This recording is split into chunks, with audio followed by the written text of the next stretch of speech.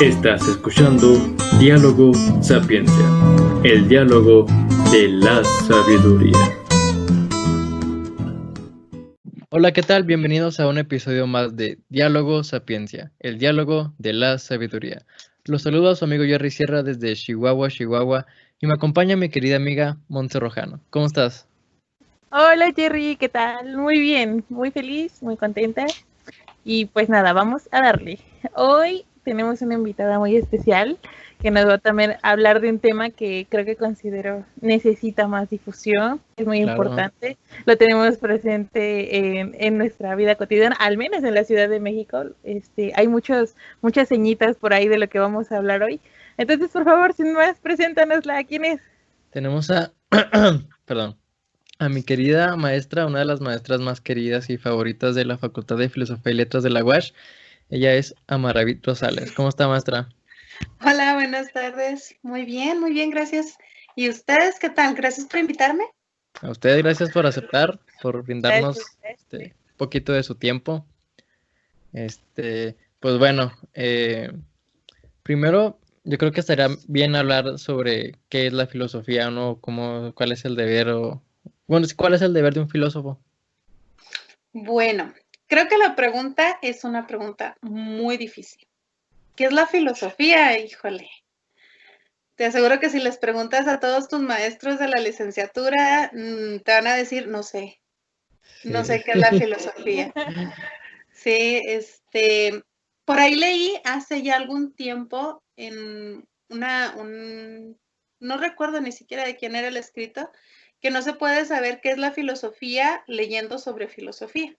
Que la única forma de saber qué es la filosofía es haciendo filosofía. Ya cuando la haces es cuando dices, pues sí, esto es filosofía.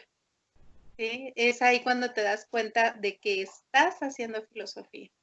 Entonces, ¿qué es? Pues es un ejercicio intelectual. ¿De qué tipo? Bueno, pues ya depende mucho de cómo lo manejes. Depende de lo que quieras tratar o de lo que quieras hablar.